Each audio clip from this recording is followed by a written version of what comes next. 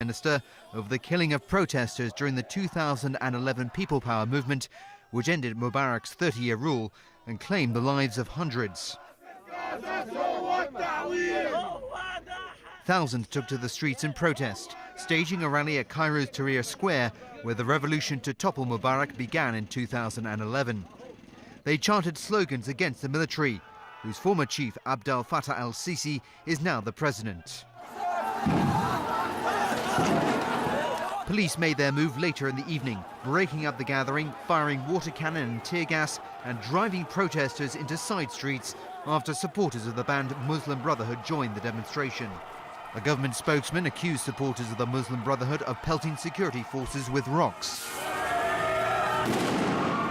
Once again, Egypt's capital looked like a war zone as police and protesters clashed on the streets.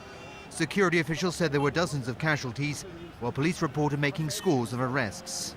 Mubarak, along with 7 others, was convicted and sentenced to life in prison in June 2012, but a retrial was ordered last year on a technicality. He is currently at a military hospital and is expected to serve at least a few more months of a 3-year sentence in another case related to theft of public funds. Former French President Nicolas Sarkozy is making a political comeback.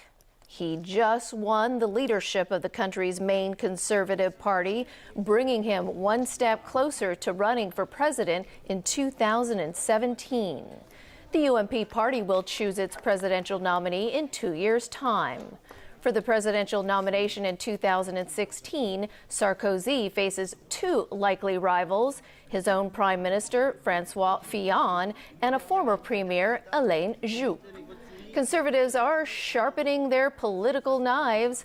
Polls show the current president, François Hollande, is the least popular French leader in modern history. That's largely due to his failed promise to bring down France's double-digit unemployment rate. The white cop who shot and killed a black teenager in Ferguson, Missouri, has officially resigned from the police force.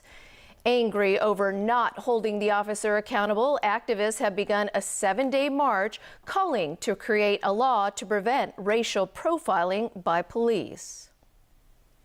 4 months after he gunned down 18-year-old Michael Brown in what he calls self-defense, Officer Darren Wilson is calling it quits. He claims he was warned that his first call back on the job would likely lead him to a dark alley where he'd be executed. His attorney also warned if he stayed, he'd be endangering the lives of his fellow officers. Saying it's the last thing he wants, he's resigning. Frustrated they got no justice for Michael Brown, protesters are starting to turn their anger into action.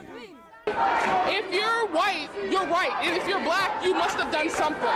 And that's the problem, and that's what we're fighting to change. Activists began a 7-day Journey for Justice march to the state capital of Jefferson City. Organized by the NAACP, the National Association for the Advancement of Colored People is calling for a national law to prevent racial profiling by police.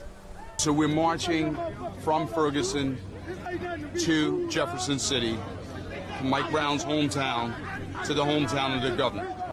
About 1,000 people are expected to participate in the 193-kilometer march. Local residents express mixed emotions over the cop's resignation. I believe he should have resigned. I do believe he should have been found guilty. Well, it's unfortunate he would have to resign. People can't come to grips with the facts of the evidence of the case.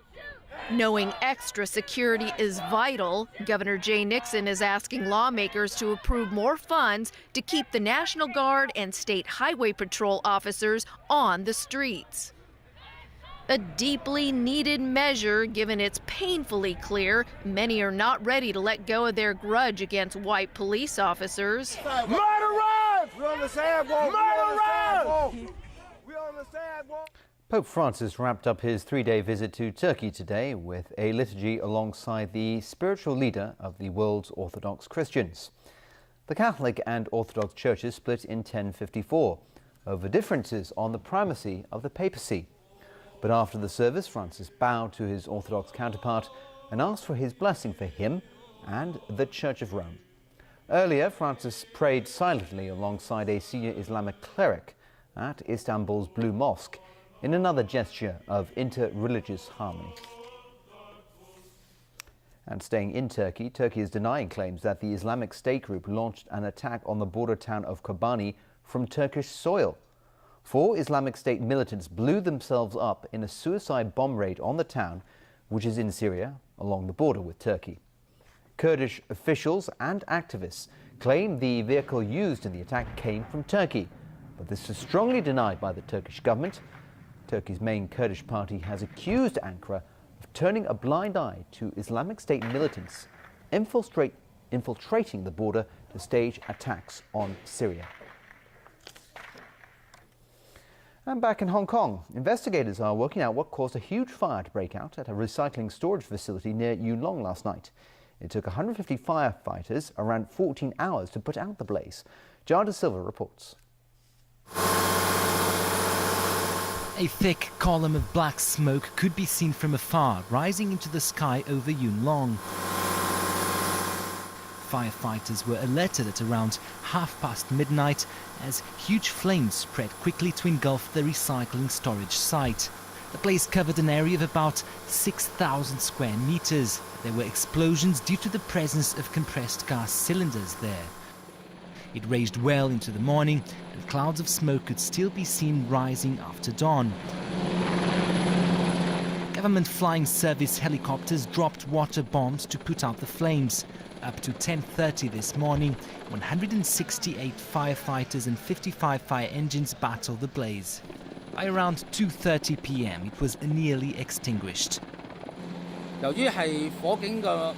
Speaking at the scene, Deputy Chief Fire Officer for New Territories North, Leung Chi-hung, explained that gas cylinders, auto parts and plastic at the site posed a huge challenge to all involved. Leung added that the remoteness of the site, with the closest water supply about a kilometre away, also made putting out the blaze harder. Jar De Silva, TVB News. 2 people were injured in an explosion yesterday in Sha Tin. The incident happened at Hin Keng Shopping Center at around 7 last night when a loud bang was heard. According to the police, 2 animal volunteers found a piece of meat lying in a nature park nearby. They picked it up and made their way to the shopping center, thinking that the meat was poisoned food. The pair then examined the meat and found suspected chemicals inside. Then the explosion happened. One of the volunteers lost 3 fingers in the incident, while the other suffered minor injuries. All right, Tony, over to you for today's sports. That's right. We've got a lot of soccer to talk about, to kick off with, in fact. Manchester United avenged an opening day loss to Hull City. United 3-0 over the Tigers at Old Trafford last night. James Wong has all the highlights. Manchester United went ahead